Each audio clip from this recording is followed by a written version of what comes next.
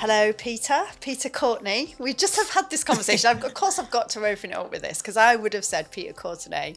But apparently it's, well, you don't know if it's Peter Courtenay or Peter Courtenay. Yeah, I remember one time just before me and my wife got married, and she wasn't sure either. So she asked my grandfather before he passed it. She asked him, "Is it Courtenay or Courtenay?" And he was so sure. He's like, "It's Courtenay." So I just went with that.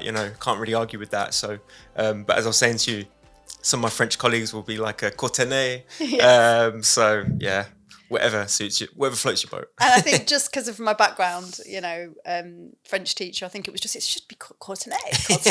Although I didn't say Courtenay, I went, is it Peter Courtenay? But anyway, we'll go with Courtenay. Courtenay. Now I've forgotten, but that does nicely segue into who you're working for. So, Peter. Yes. Do you want to tell us a little bit about who you're working for and what you're doing? Yeah, sure. So I work for Bouygues, sometimes pronounced in the English way, Bouygues, but it's Bouygues. Bouygues is a multinational French contractor.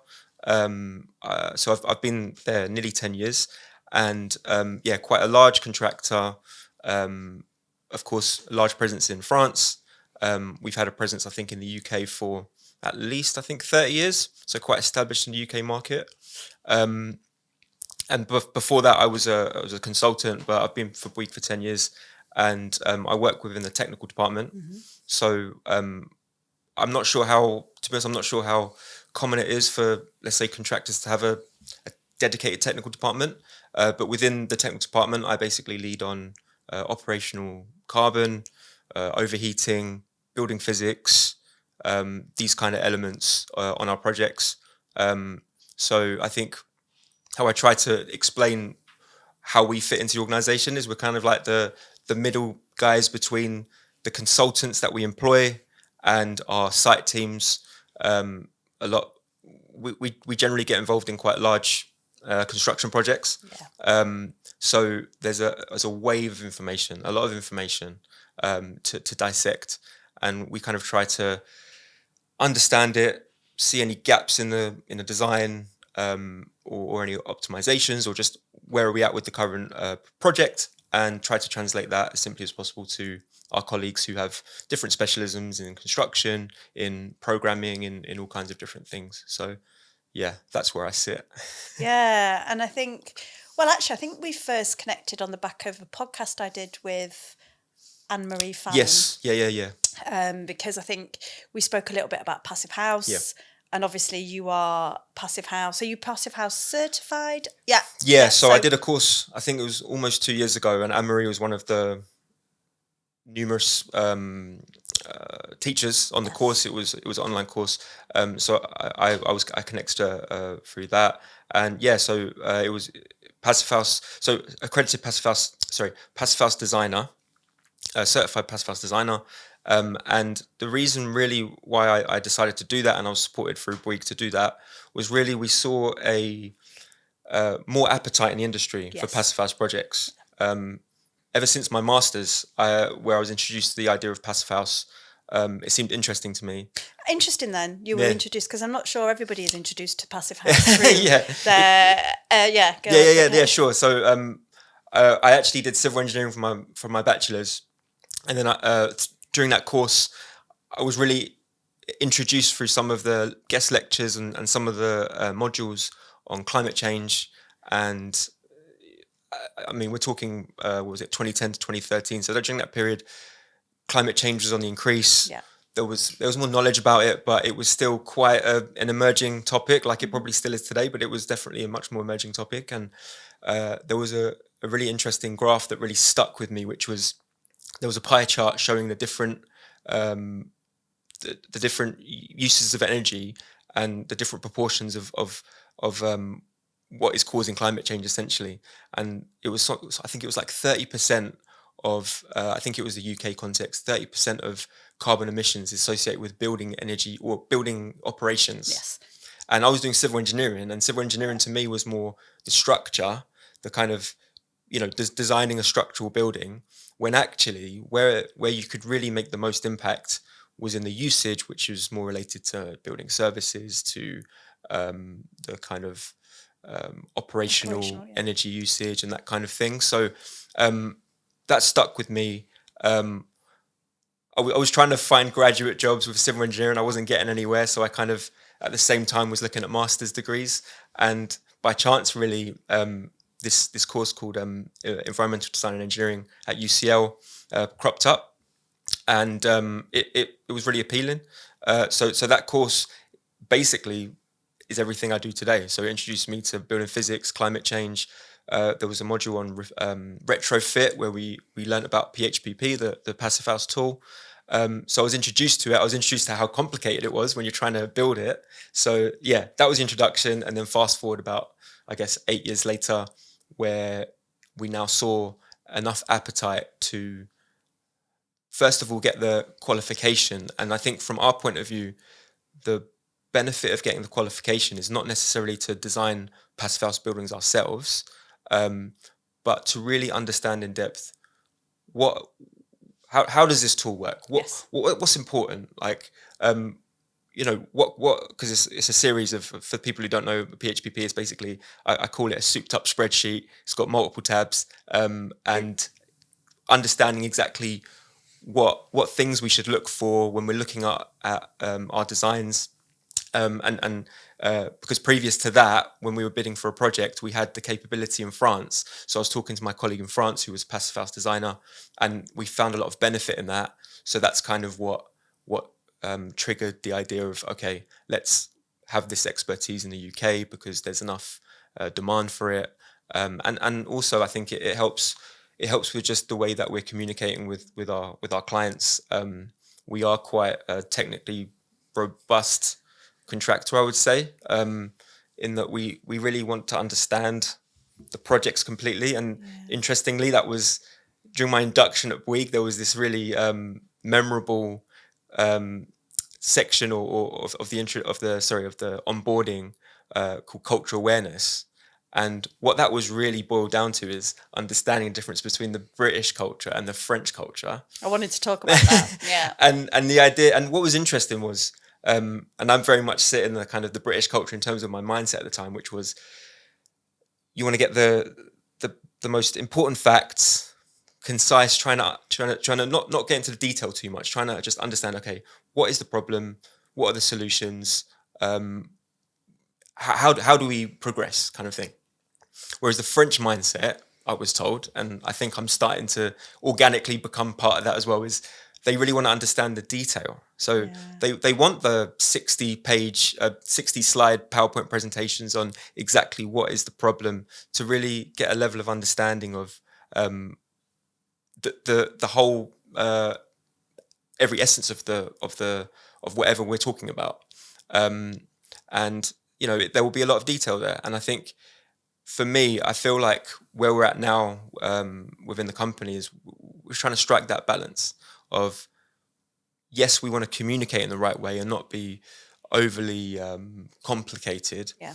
But also we do want to understand things fully. And we do have internal meetings, like wrap-ups, we call them, where, the management will ask, okay, have we considered all these things? And they do appreciate that we have spent the time to go into the detail to make sure, of course, there's checking all of the risks and opportunities and all that kind of stuff. And to be honest, that's why I'm considered part of the furniture, and I'm happy to stay, because I feel like it's quite a unique position to be in with my skill set, because I think a lot of people with a building physics background, using energy modeling tools, PHPP, IES, all that kind of thing, you're generally a consultant. So I think having my construction hat on as well is I feel like it's quite a unique position to be in, because I do understand I can talk to people in departments that previous to joining Bouygues I didn't even know existed. So when I joined, we were a bit bigger at that stage.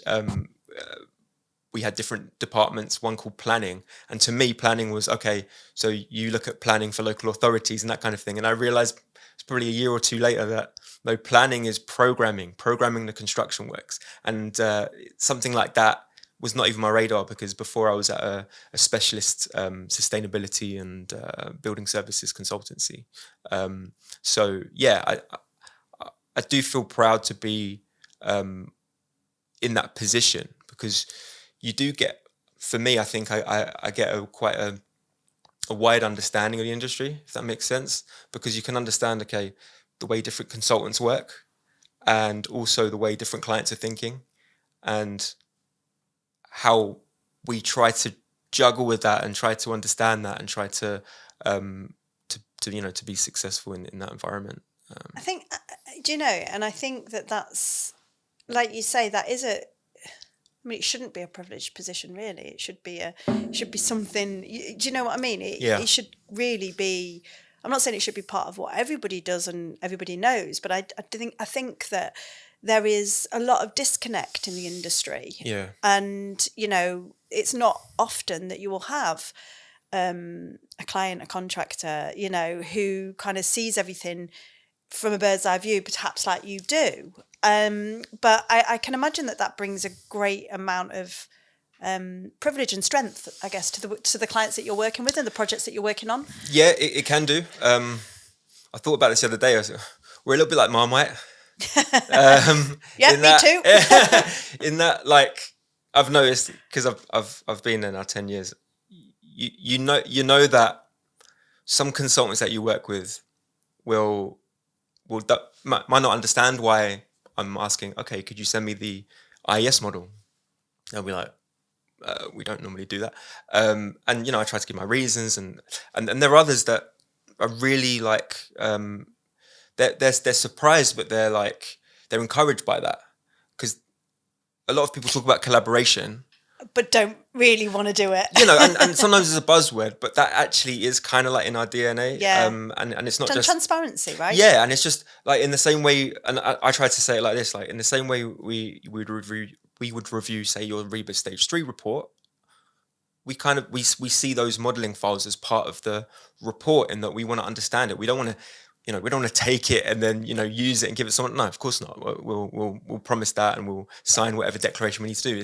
It's more just, we use that as an additional information method to really understand, okay, you've done this. Maybe we could think about this, because based on my experience of this other project, this particular thing is not necessarily thought of. I mean, I keep saying this and this. I mean, as an example, off the top of my head, there's a lot of problems with projects that are overheating, and there's a lot of reports, with climate change, and especially because a lot of our projects are in London with the heat island effect, etc. That is what probably the number one, or one of the top three driving items that really pushes the design during the early stages with regards to the architecture, because so many things are impacted by that. And something as simple as understanding if the internal walls between the flats and the communal corridor, if they're insulated for sound or not, it can have a huge benefit. And it's something that is not necessarily thought of in some ways, because, of course, understandably, you're focusing on the external envelope, the windows, shading, all that kind of stuff.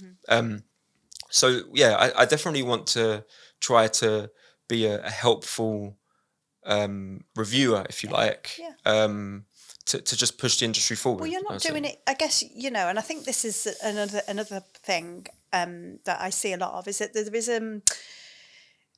because there isn't as much transparency, let's say, in the industry as there needs to be. Let's be honest. I think that there can be a bit of skepticism, a bit of fear about kind of, if we're asked to show something, is it because they're trying to, expose us? Absolutely. They're trying to kind of tear us apart. They're trying to, and actually, no, it should be seen as a strength and a good thing, because it may be just that you want to know and understand something better. Of course, that's what it is. But then there may be something that you need to kind of clarify, or a lesson that needs to be learned that wouldn't otherwise. Yeah. And I think we need to see this kind of this transparency, this collaboration as something that is as a standard, as opposed to being something that is, unique, I guess. Yeah. 100% agree. And, trust is a big word. So trusting, having those relationships is key. And it's something that I'm always trying to build, and it is important because you don't want someone to think, why are they asking? Like, you want them to trust me. Like, oh, Pete asks for this because he wants to understand this, and on this other project it worked, or that kind of thing, and get that level of rapport that that there is that trust. And then what you said kind of sparked something in me, which is the idea of the feedback loop. I think when I was doing my dissertation over 10 years ago, someone mentioned this quite interesting concept where, like, aeroplane design or even car design, there's all these tests. You test it for robustness and, that, especially planes, but you're making sure that it is as safe as possible, because if it goes in the sky and there's a problem, it's a huge, people are going to die. People ultimately. And with buildings, we don't have that same process. I mean, there's a lot of talk about, modern methods of construction and doing factory building to an extent. Building certain components in the factory to get that QA done, and that's helpful. But I think it's more the way that buildings are like commissioned, because it depends on the structure. But generally speaking, you'll have a client. They want a building to be built. They'll get a design team. Then the design is progressed, then you get a contractor on board. The contractor will finish the design, do the detailed design with partners, construct the building, finish the building, and give the keys back to the client. That is, that's the way that I'm not a contract expert, but that's from a layman's, I guess, point of view. That's how I see as the general principle of the way that the timeline of construction, where there are different initiatives like called soft landings and things like that, where it's encouraging the idea of continual learning during occupation. But unless you're a developer where you are, let's say you funded it, you've built it, and then you operate it to get that feedback loop, the data's not there to kind of tie everything up. Now, we're sometimes fortunate. So we've got a student accommodation arm where sometimes we are in that situation where we are the client, we are the contractor, and we are the operator. But in general, on our projects, that's quite rare. So getting that data is actually really difficult. So you would think, you could easily get energy data in a way that's helpful so that we can feed back to the design stage and say, okay, on X, Y, and Z projects, they consume 10% more energy than the design estimate is. And then you can kind of tweak things. But I don't think we're there yet, unfortunately. No. And that kind of brings me on as well. You've kind of sparked me to think about, like, I think we talk a lot about, building more sustainably, about reducing carbon, operational carbon, embodied carbon, in the way that we are, building. But then there is this big gap between how we are building up and actually then how the buildings are being used. Okay, and the impact that is having. And I think this idea of sustainability, okay, this idea of, moving more towards net zero, towards, a greener future, etc. To me, I just think you've absolutely hit the nail on the head there, is that there's not enough, data, there's not enough sharing of data, of information, and there's not enough knowledge and awareness of how to use these buildings and how to make the most out of these buildings, because actually, that's building it in a certain way is only a small part of the picture, okay? Yeah, 100%. I mean, it's when on the few occasions where I get reliable energy data, like we delivered a 5-block student accommodation project in Colchester recently. Well, we delivered it over a year ago, and we had 1 year's worth of occupancy, operational energy data. Yep. And even though, unfortunately, I say unfortunately, the data we got was, for a whole year, fantastic. But unfortunately, it was only like the metered energy data, at the point of the meter. So the kind of the detail of that data is still not in line with what we would want.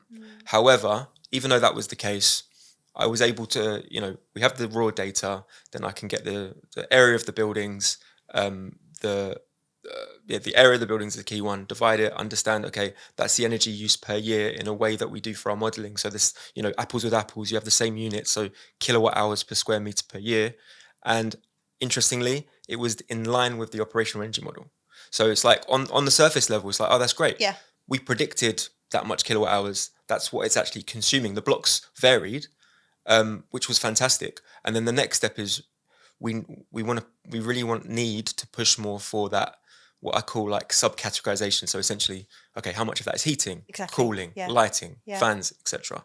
And I know sorry, just to say, I know for a fact that there are big operators of buildings in terms of management of buildings who have this data. They're so rich with this data, and they may even aggregate it into those different usages, and it's unlocking that. It's getting that data. And I'm sure it's out there, but I haven't seen a consultant yet really have a really strong data set of like, okay, hospitals, like, and that's something that the net zero carbon building standards is trying to do and everything else. But yeah, I mean, if someone sees this and says I'm wrong, fantastic. I'd love to see that data. But you're completely right about, wouldn't it be amazing if there was like a catalogue of all the buildings? Like we have DECs, so display energy certificates, which you by law you have to have one. So all like public, what they called, like public buildings, like schools, hospitals, they have to declare their operational energy use. So I can use that. I like to look into that to understand. But other sectors like residential, I mean, it's very difficult. And the thing is, though, we all need to learn from each other. 100%. And I think it was the key there, like unlock. Yeah. Right. Yeah. And, we could talk about this in anything. I talk a lot about it in terms of the innovation in the industry. There is so much going on. There are so many different things that we don't know about yet. Or I say we don't know about yet. So many things that are going on that we don't all know about because we're not, bringing it all together, and we're not and there's still, there is still this, I think we're still working in a very siloed way. And that's across the board in lots of different aspects. But I do want to, I guess there's a couple of things I wanted to touch on, and this is about Bouygues probably, in of itself, because you mentioned, and I know from the conversations that we've had, because, I think we connected because of the podcast, but then we met because I've got a client who's looking at embodied carbon. The Facade Collective, they're looking at kind of how we can supply materials to reduce embodied carbon, etc. But, this idea that, or not this idea, this, Bouygues are buying into Passivhaus, and they're wanting to, work more and with Passivhaus schemes, etc. So can you tell us a little bit more about that? I mean, you have touched on that. Yeah, sure. Kind of, what does that mean? Yeah, what does that mean? It's a good question. So I think we delivered, I think just before I joined, so like we delivered it maybe in 2014, the first Passivhaus school in London. Oh, yeah. Tower Hamlets one, right? Yeah. And it was that not one of... Who was the architect? It was. I think Archetype might have been involved. That's what I was going to say. I'm sure it was Anne-Marie's. Yeah, it was before my time, but I think it was Archetype. It was probably Archetype. I mean, they've got such experience. It definitely was Archetype. Because I spoke to Christian, who was their head of state. He's now moved on, but Yeah. So like that's great. So we delivered it. Again, before my time, but looking at the reports and everything, it was we really bought into it. And we had lessons learned, and we had the presentation, and generally it was a successful project, and it operated what it was designed to do. And unfortunately, we haven't had enough opportunities to do that. And I think that's a lot of that is linked to the client, so what the client wants, and also whether we're successful or not in getting those projects. But we really want to deliver more because, interestingly, when I was contemplating joining Bouygues back in 2015, because I was at XO2, they're a very good consultancy.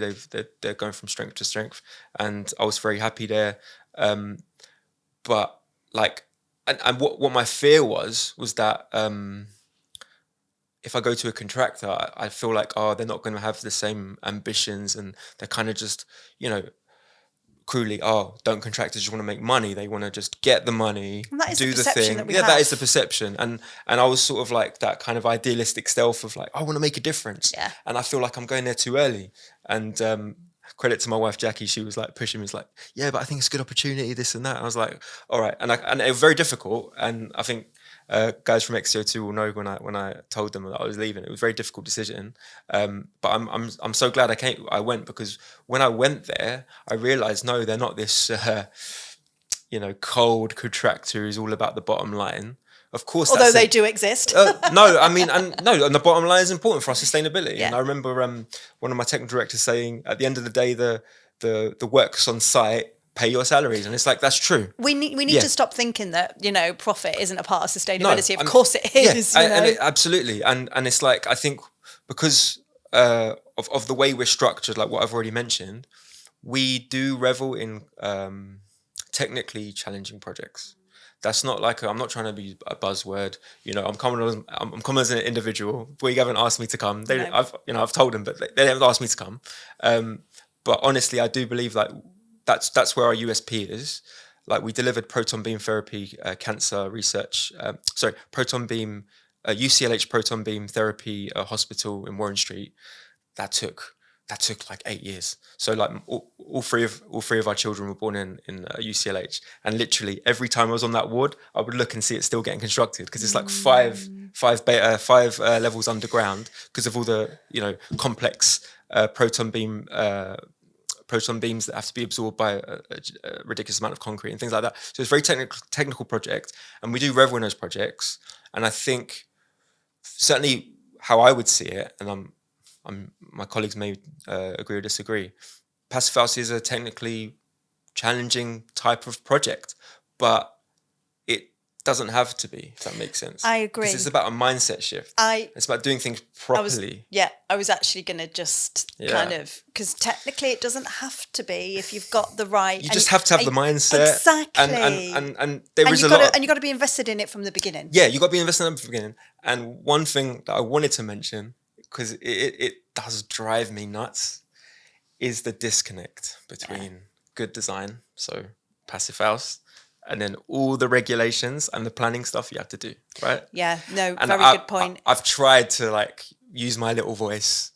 There's so many voices out there that are saying the same thing, but it's the idea that, look, we want to do the right thing, but this regulation is telling us that doesn't help you as much as doing 3 bells and whistles that won't help you in reality. I was having this conversation yesterday. I had this conversation last week. I'm glad you have this conversation. No, because obviously I'm working with people, all the time that are passionate about, how we can move forward, not just from a standards perspective, but from a materials perspective as well. Yes. And there are great things that are being used out there, that are being used in the continent, and we are putting so many barriers in the way. And it's frustrating that a project we're currently designing, all my colleagues will know which one, we're going for Passivhaus, and from the onset, so we're the client, we're developer, we're developing on behalf of our client, but we're basically pushing everything, and Passivhaus was a requirement. And when we were doing the design competition for architects, I asked, okay, what kind of criteria would you suggest for the 6 different proposals? And I said heat loss form factor. So that's basically a huge item that basically tells you how efficient the building is. So basically it's like the area of the building, so the area of the external envelope in comparison to the internal area. So anyway, it's something that for Passivhaus projects, if you get as low as possible, it makes it as efficient, and you don't have to spend. So instead of having an insulation of that much, you can have insulation of that much on the walls. So for embodied carbon, it's great as well. So anyway, that was one of the criteria, and it helped because we were able to sift the most efficient design, and we have a really low form factor for the project that we're currently designing. Passivhaus seems to be fine, but then the Part L. Yeah.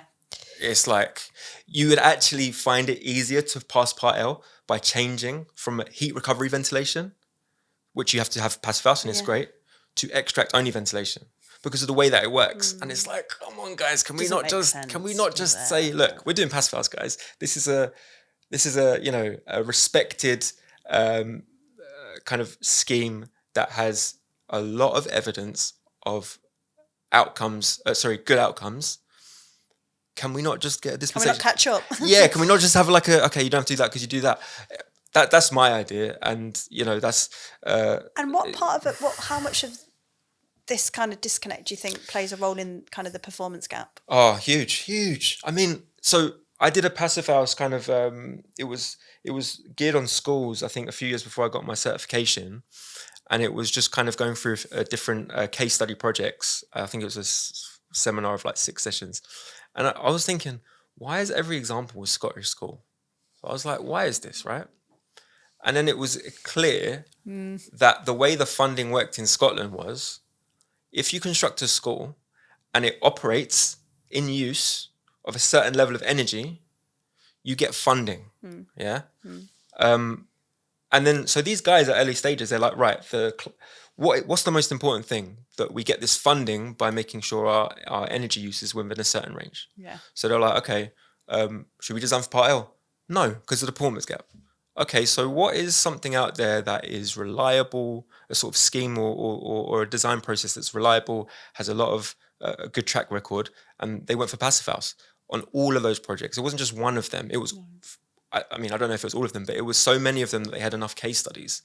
And it's like when you give a very clear target, which unfortunately is linked to a monetary process, i.e. you get funding, people think differently, and it's like, oh, okay, let's actually get good outcomes because it will help us. Well, I mean, and again, I think this is something that has been discussed on this podcast before as well, is about that incentive, you know, that does make a difference. Yeah.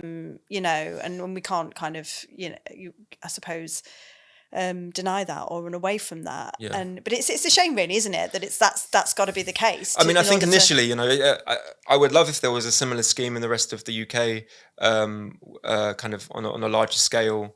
I think, and then, you know, everyone would be there would be better understanding across the industry and supply chain and all that kind of stuff. No, absolutely. Yeah. Sorry, I was just going to say that although it's a monetary, you know, incentive, it's kind of like you say. That's how then people will start to communicate and have that understanding and be brought along. Yeah. So, you know, I think, is it the way that we need to go? Yeah, I mean, that's certainly that's my conviction, is that I think the more of that there is, the better. And anything where we can almost choose, okay, we would like good outcomes on this project, we are doing the right thing. Is there not necessarily a benefit, but can we remove these other things that are required that are almost obsolete because we're kind of going ahead? So these things are sort of bronze level improvements. We're going for the gold anyway. Do we have to do the bronzes as well? That's kind of the way I try to. Great way of looking at it. And I think anyone who's done these projects, done the modelling, looks at the results, like the guys in Letty and who are part of the UK Net Zero. There's basically a group of energy modelers and other individuals who see this day in, day out, right? It's like, oh, this is so annoying. You know, this passes the requirement, but this works so much better. But, you know, that's the reality at the moment is you know, the compliance element. So I think it's just on a large scale where we can help. And I think, you know, the Net Zero building standard, I think is a good step. For those who don't know, it's basically advocating for in-use performance. So you only get the badge when you show the metered energy is as promised or as designed. And I think that will kind of push towards that Scottish model, right? Of like, okay, to get the certificate or get to the plaque on the walls, we need to look at methods of design which are more reliable to get those outcomes. And I think things like Passivhaus or looking at what's called TMFIT, like operational energy modelling early and focusing on that, will be more widely adopted. But hopefully, it's early stages on that one. Yeah, and there are lots of things happening, and you can feel shifts happening, and I think it's just hoping as well that it will kind of shift people's mindsets rather than just thinking about it as a tick box and a have to do. It's, you know, it's a need to do. A nice to have, isn't it? As long as like, you know, it's nice to have, and it's interesting because to give another example of like maybe the disconnect. There's a lot. I think direct electric heating is like this kind of bad guy, right? It's like, okay, the grid is decarbonised. Yeah. But for understandable reasons, local authorities such as GLA will have in their requirements like we do not support direct electric heating. And it's like, okay, yeah, true, because you have heat pumps and they are more efficient and they use the same energy source like electricity. But you might have situations where you've designed such an efficient building, which is what we all want. We want fabric first. You see it everywhere, fabric first. But you can demonstrate the heat loss is so low that actually, because the heating is hardly ever used, it's actually, as I keep saying, actually, it's a better way of heating that space because you don't have the heat losses of pipe distribution and all that kind of stuff. So heat pumps. So as an example, heat pumps for domestic hot water make sense because you have showers every day, you wash your hands. It's not something that you sometimes need. You always need hot water in your house, for example. But heating, if you have an efficient building, something that's more responsive for an hour or two, for maybe a couple of weeks in the winter, if you're lucky and it's very efficient, is enough. And I think when we propose a solution like that, some people might think, oh, you're just trying to save money. You're trying to and there is a benefit to it, but actually it's more for me, honestly, it just makes sense because you're having so much heat losses through the heating, the heating pipes, which, if it's efficient, the heating's hardly used by people in most situations, not all situations. So I don't know. I feel like that's an example where the regulation rewards you for doing the thing that is more technology driven. But actually, you might have situations where, yes, you use the technology for certain parts, but older, more simple technologies can be better. And you also see it with schools with regards to anyway, go on. Yeah. No, I think it is. It's about looking at the bigger picture, isn't it? And it's about being able to think outside the box, think diversely, not get too attached to one outcome or one approach. I mean, it reminds me of this whole PVC debate, and we can't use PVC for this, or we can't use something that contains PVC, and it's like, well, actually though, the non-PVC solutions are sometimes worse over the life cycle. And so I think it is just, there can be a bit of a snobbery, there can be a bit of a one tunneled vision. I think tunnel vision is what I'm trying to say, and I think this is where the beauty of diversity of thinking as well really comes into its own, because it's like there are lots of different solutions that we need to look at, and we need to, and sometimes the old way that we didn't think was the best way anymore might be actually in that situation, and that does kind of bring me on to just the last point that I really wanted to touch on about was, kind of Bouygues. And, I think it's great, Bouygues, sorry. I think it's great that that you're talking about Bouygues and showing, the commitment that, a large contractor does have for these things, because I think there is a perception out there that, because, they get a bad name, but I think there are lots of people out there, individuals, organisations that are doing the right thing and are really pushing for it. But what have you seen over the period of time that you've been at Bouygues, Has there been changes in? Massive. I'm glad you brought this up. So I joined an organisation that was chasing $1 billion turnover per year, big turnover. And I was coming from a consultancy of 40 people, and I moved to a company, and there's just people everywhere, faces I've never recognised, and I still don't recognise after like a month of being there. The technical department alone was huge, and I basically came into a situation where we were pushing for high turnover, getting a lot of projects, and that didn't necessarily have the best outcomes in terms of the financial situation, and I think culturally as well. If it was quite different. So anyway, soon after joining, there was a change of chairman, and Fabienne Viala took over, and she's only stepped down a month ago. Very inspirational woman. If you can talk to her, it'll be fantastic, because she changed the, and I haven't talked to her. She hasn't told me to say it. she changed the organisation completely, the culture of the organisation. Yeah. Like, Interesting, yeah. I heard I think my wife's colleague said this once. It was like, culture is sticky, right? It's hard to, it's once you get it there, it's hard to change it. And she managed to change the culture to a more open culture. Love it. More the silos were, as you said, mentioned, silos were taken down, and like essentially it was from like a more of a bullying culture where, you know, there was a lot of offices and closed rooms and all that, to open plan, pushing for more collaboration.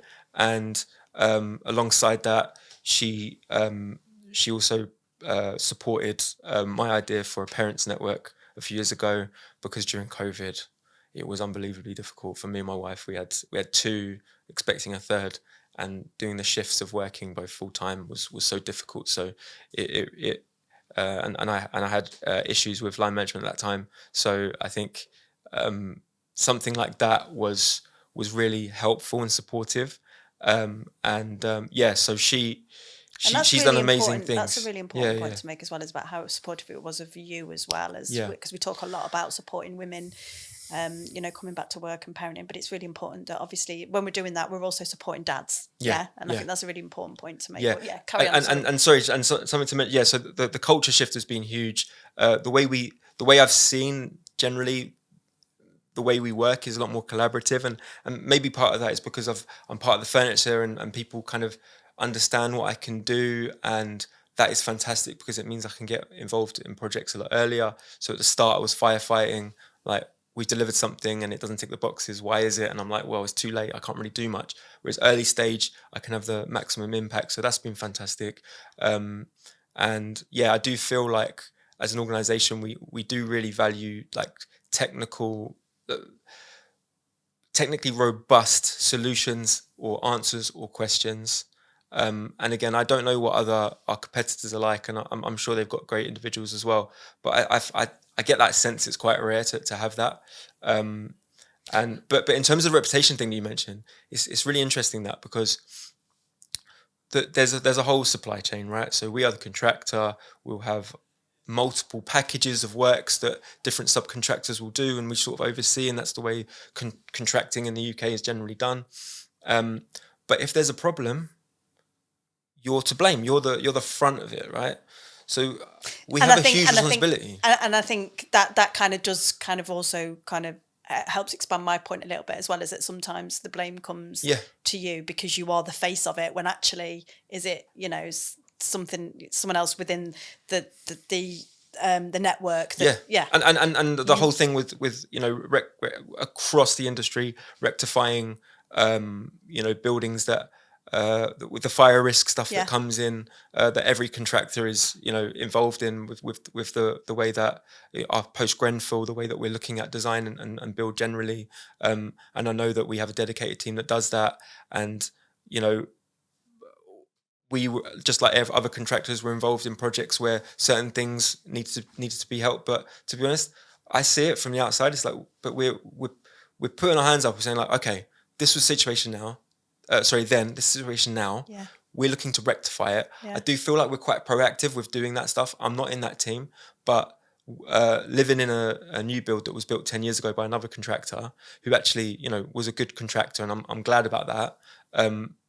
Even the process of getting the works done with regards to changing cladding materials, it can be so laboriously long. And I do feel like that credit should be given to contractors that, you know, don't just shy behind the emails. I mean, you look at the Grenfell inquiry, there's people who still not, you know, how long has it been? And there's still that issue. So there are companies that, you know, are happy to be open with the idea that we want to move on. We want to just 100%, do the right thing, you know. 100%. And I've noticed, you know, and I think maybe it's because of the way, you know, that I put myself out there, you know, but kind of the people that I'm talking to, the contractors that I'm working with, I've seen kind of the good and the bad and the ugly. Do you know what I mean? But I think it's really important, you know, to say that, you know, there are lots of lots of people out there wanting to do the right thing, that are doing the right thing, that are doing the good thing, and that we need to talk more. We need to have more of these open conversations. We need to share what we're doing, and we also need to share the lessons that we've learned. Like even Bouygues as an organisation, and this is why I wanted to touch on that, because we've spoken about this before, about the journey that you've been on, and when it was just chasing profits, and when it was just chasing this huge turnover, the impact, was so negative. It actually, on the culture, it was negative, and even on the bottom line, it was negative. And luckily, you've got this amazing woman, and she could have easily been a man as well, I'm sure. But, I'm just saying, who's come in and she's kind of, turned things around. And that's amazing to hear. And testimony, to the great work that you're doing. So. Oh, no, thank you. I mean, I'd embarrass some of my colleagues, but like I work with a whole bunch of in our technical department, and I would say like they're the thought leaders on their topics: mechanical engineering, facade engineering, electrical engineering, you name it. And they're having that same interaction that I'm having, whereby, you might challenge something or propose an alternative solution, and it's almost like maybe the designer is thinking, do you want to design it yourself? Like, what am I here for? And I get that. Honestly, I get that. If I was in their position, I would probably think the same thing. So then, but when you start having that trust and that collaboration, you can understand, okay, they're suggesting that thing because they've seen that maybe it could potentially work a little bit better. And it's not a critique on that design idea, but as you say before, it's that knowledge sharing. It's that understanding, okay, this might look good on paper, but can we modify something just to make it maybe work a bit better, or maybe look at the program, different aspects of the project. But this is where, coming back to what we said before about trust, about building cultures that are safe, about building relationships, because that's what it all comes down to, I think. But thank you. I could talk so much more. I say this at the end of every podcast, but that's because, I have such great guests. But, thank you so much, Peter, for coming on. And, please carry on doing what you're doing. I'm so pleased that you obviously, to your former colleagues, what a great loss, but to Bouygues and to the impact that you're going to have, the bigger impact that you're going to have moving forward in the industry, it's amazing. So thank you so much. And, really excited to kind of work with you some more in the future. Thank you, Rebecca, and keep doing what you're doing. I think what you're doing is amazing. I saw it on LinkedIn, and honestly, I think more of a spotlight on this stuff is fantastic, and we need voices like you to highlight these issues that we've talked about, because it is hidden, isn't it? It's like there's hidden. A lot of this is hidden. So anyway, thank you. So thank you for being a part of that. Thank you, I appreciate it. Thanks, Peter. No worries.